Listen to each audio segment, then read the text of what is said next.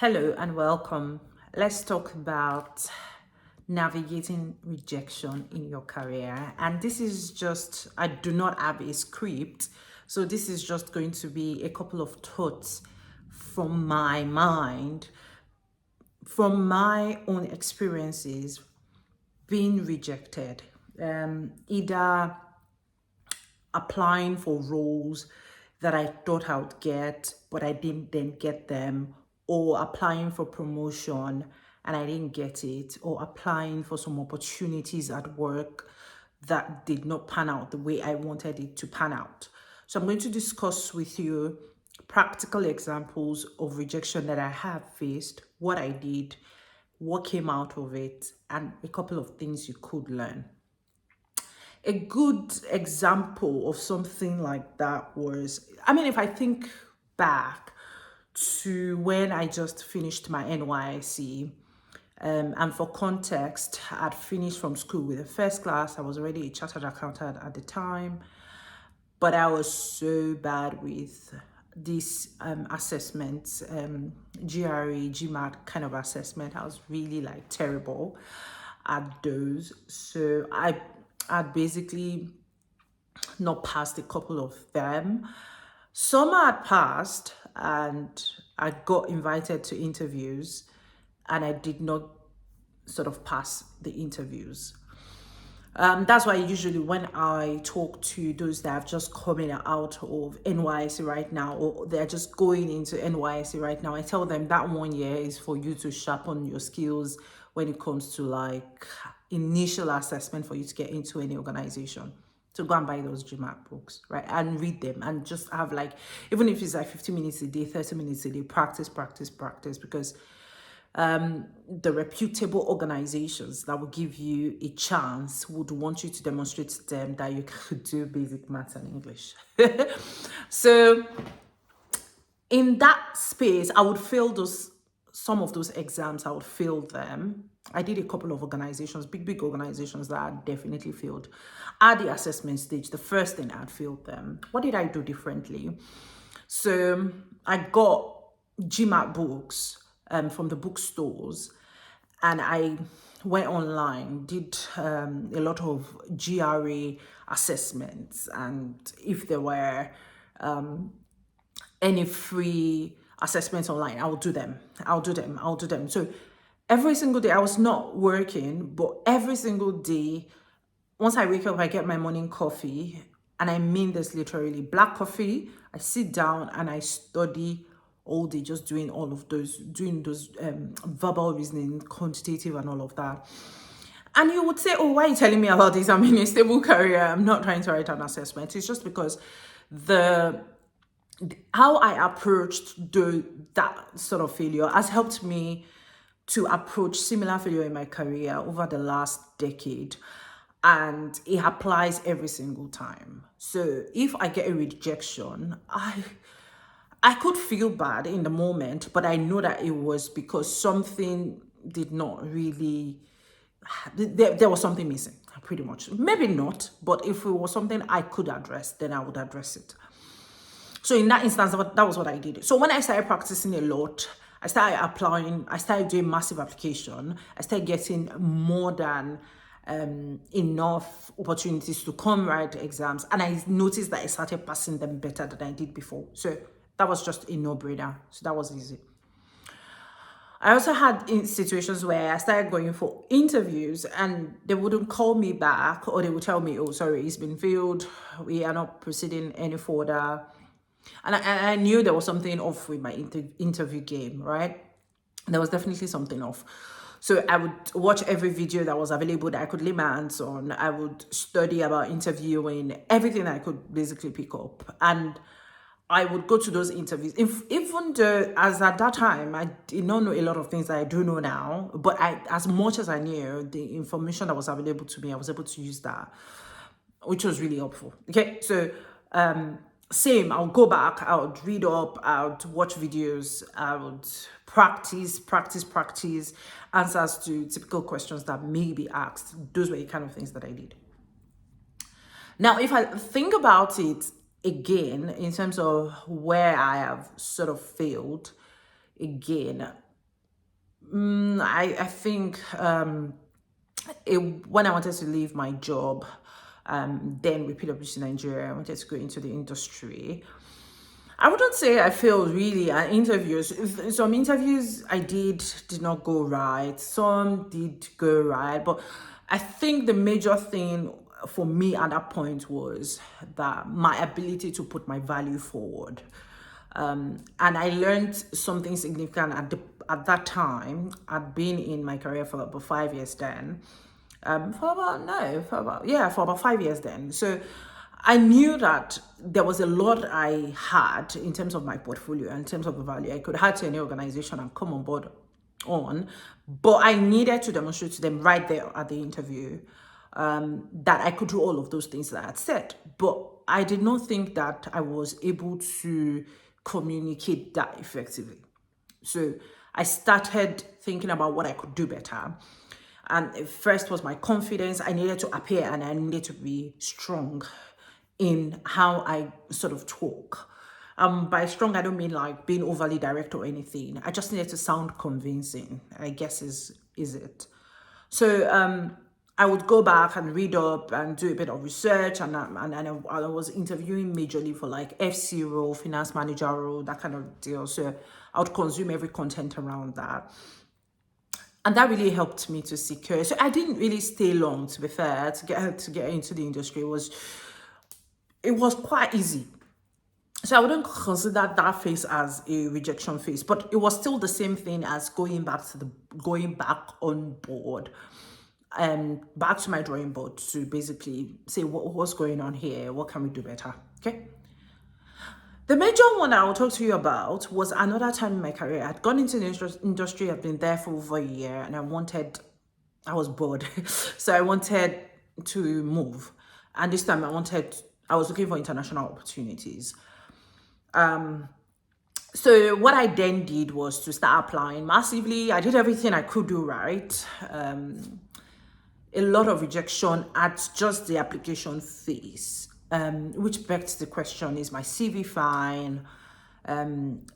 Could they read my CV? Could they pick my CV and think this CV is for someone who is qualified for this role? Because the rejection were a lot, over 200 rejections, to be fair. So it was just a lot for me, who had industry experience and had almost 5 years work experience in the Big Four. I thought that was ridiculous. So I went back and I started rewriting my CV. I wasn't doing, at different points in time, I wasn't doing customized CV for each firm. So I'll do a separate CV for a firm, another separate CV for another firm. And when I mean CV, the content of the CV was the same in terms of my experience and all of that. It was just, I had to rewrite and reword it to fit into their values in terms of the addition, in terms of the value I was bringing on board. I needed to link it back to what was required for the role and to the typical professional kind of person for the firm. So for instance, if a particular firm talked about teamwork, transformational leadership, and the rest, I needed my CV to speak to those things, right? So that's just it.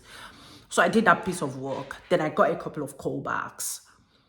When I got callback, I remembered one for a particular large firm called me. I had an interview with a director in that firm. And I could see myself failing in that interview because it was asking questions and I was sort of answering them with emotions rather than with facts. I wish I could have done better. And I don't know how to explain it more than that, but they came back and said, oh, sorry, no.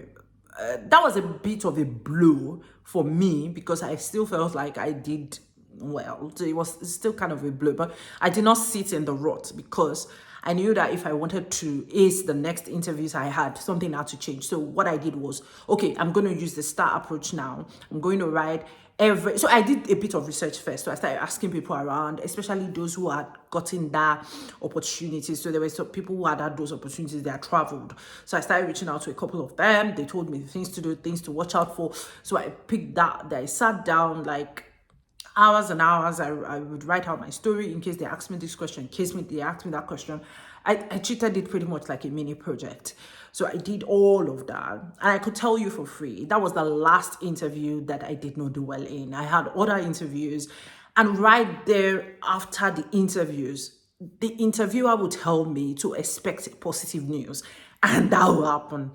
And that was because I took the learnings from the last no. What I see a lot of people do is they do not stop to say, okay, the reason why someone is saying no to me is not because they don't know me. They don't know my dad. They don't know my mom. They don't know my kids. They are not saying no to me just because they enjoy to say no. Something is not right somewhere. And it may be the case that you feel like everything is right, but still, I should have gotten a yes. But if you check, there is always room for improvement, is what I would say.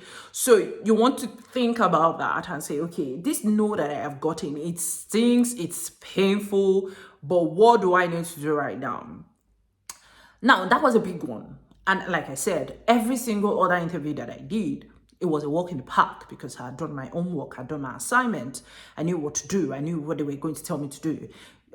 When they ask me questions, they would expect me to support it with an example, and they will ask me questions like, give me an example of a time when this happened.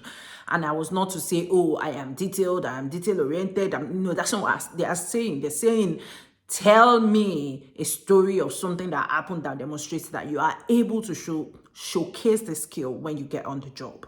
Okay.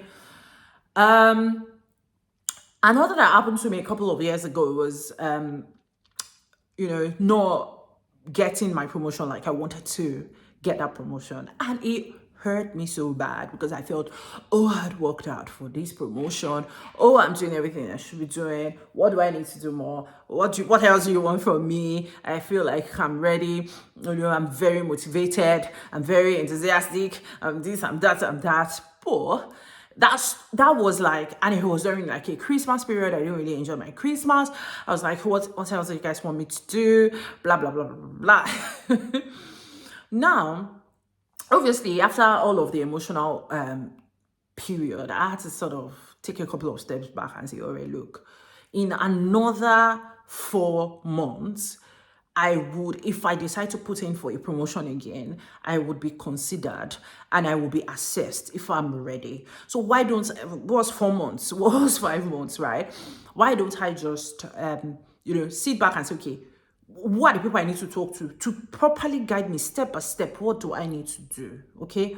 So that was exactly what I did. What I did was I reached out to someone who's like a career coach to me or a career counselor or whatever it is. But in my organization, there are career coaches and the rest, and I don't mind. So I reached out and I said, let's talk about this. I'm going again. What exactly do I need to do? So she provided me with guidance, and then she told me, okay, probably let's talk to this person, let's talk to that person. This person may have a view, that person may have a view. So I ended up talking to a couple of people really who are more senior, who have been through the same thing that I've been through. And they were very encouraging. They were like, okay, if you do A, B, C, D, E. And I also had to talk to my leaders as well to say, okay, look, what else do I need to do? So talking to all of these people just gave me bits and pieces that I then sort of firmed up together into a proper plan for the next couple of months. And that basically is, I needed to demonstrate all of those things that they had said for me to become ready, right?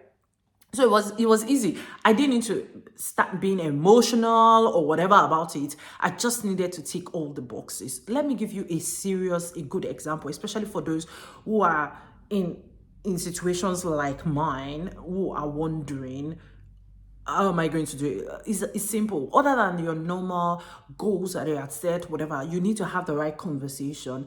And from those conversations, there will be action points. And this is where a lot of people lose it. When there are action points, those action points need to be defined as actionable tasks. So for instance, if I'm being told, oh, I need to see you delegate, and not only delegate, retain the responsibility of that delegation. It means that whoever that person is at the end of the review period wants to be able to write that I observed or delegate, and she made sure that she coached the person she delegated to, and she made sure that the work was done properly, whatever that is. So now for them to be able to say, oh, already delegated properly, it means they need to know that I delegated, right?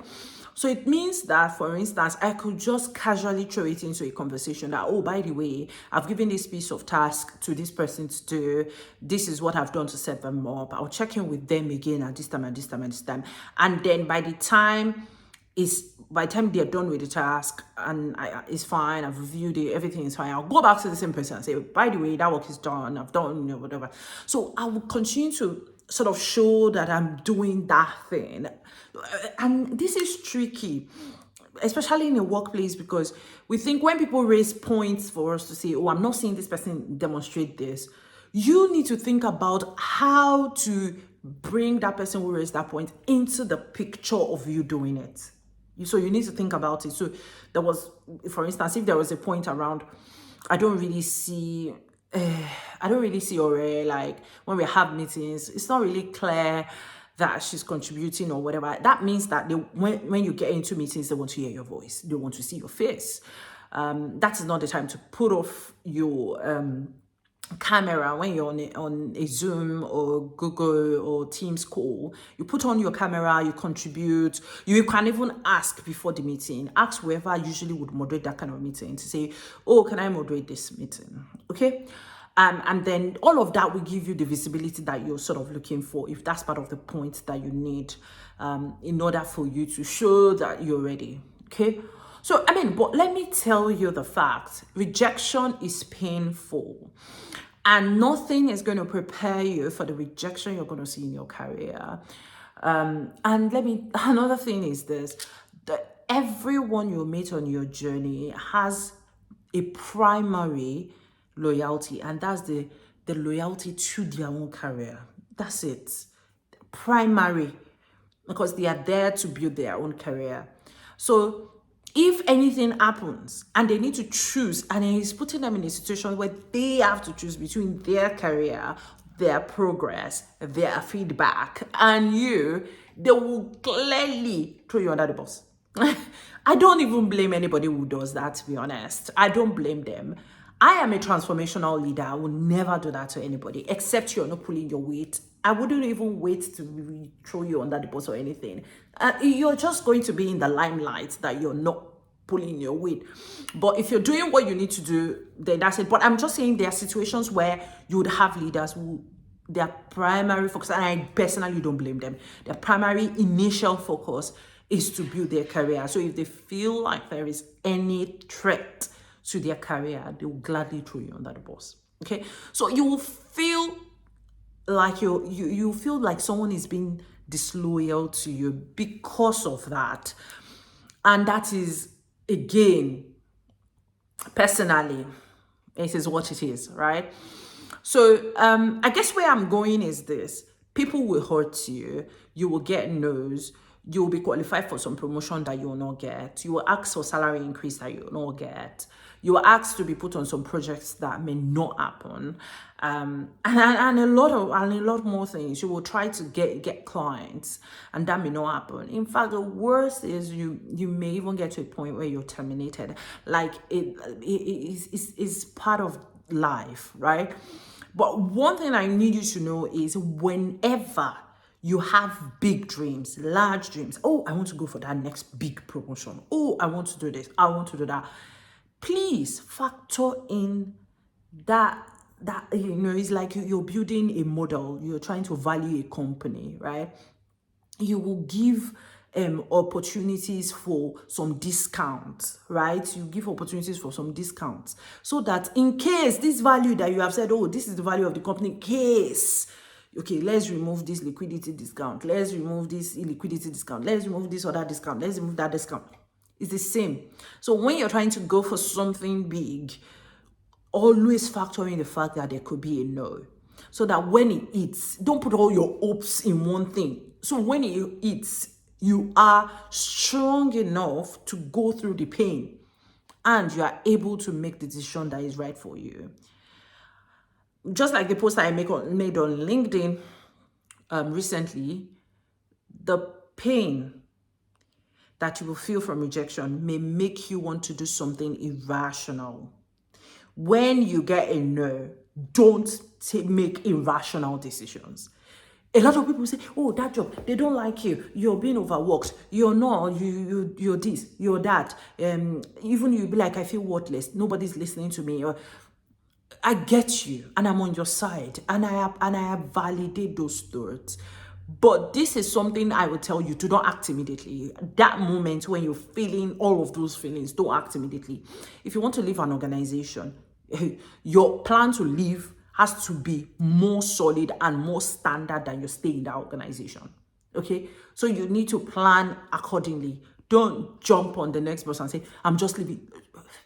I've seen people literally message me, send me email to say, oh, they left an organization because they felt they were not being treated okay. And now they're looking for jobs, just in case I have, I could refer them. No, you don't do that. Except you for the sake of your mental health, you can, but you would have been experiencing these bouts of microaggression, bullying. Immediately you have the first experience is when you should start your exit plan. First experience. Don't wait until it gets to a point where you can't take it anymore. Then you have to drop your resignation letter without having a place else you want to resume to, or without having a business that you've grown on to a scalable stage where you could then make that your source of livelihood. You just want to get to that point, really. So do not act immediately on how you feel. Just, oh, I'm just going to act. Do not do that. Give yourself time. Know that rejection is part of the journey. Try in your mind to redirect all of that pain, all of that process into something meaningful. Like I've said, I've shared with you about 3 of different scenarios of times when I felt rejected or when I got no's for things I thought I had qualified for. I've told you I did not stay in it. And one of the most brutal ways of me dealing with rejection is through gratitude. It is brutal. It is brutal.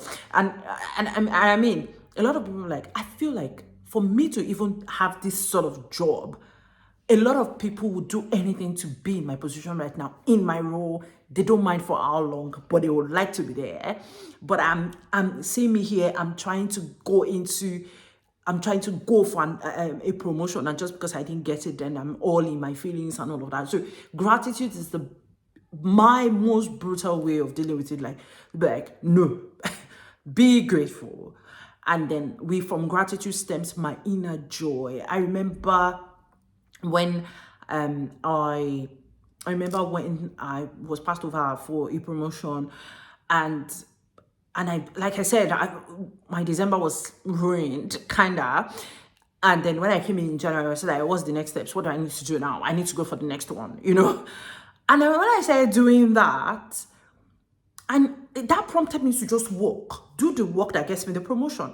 Okay, so in my usual self, smiling, doing my work, I didn't care about that rejection. I cared about the work that I needed to be done for me to get my promotion, right? Someone said to me, like, nobody would have thought that you did not get your promotion. Because that's gone, because that's in the past. And because I'm grateful for the opportunity to be working where I'm working and to be working in the role that I'm working in. So gratitude is quite brutal in that situation, but that is how I feel. So thank you very much, and see you in the next video.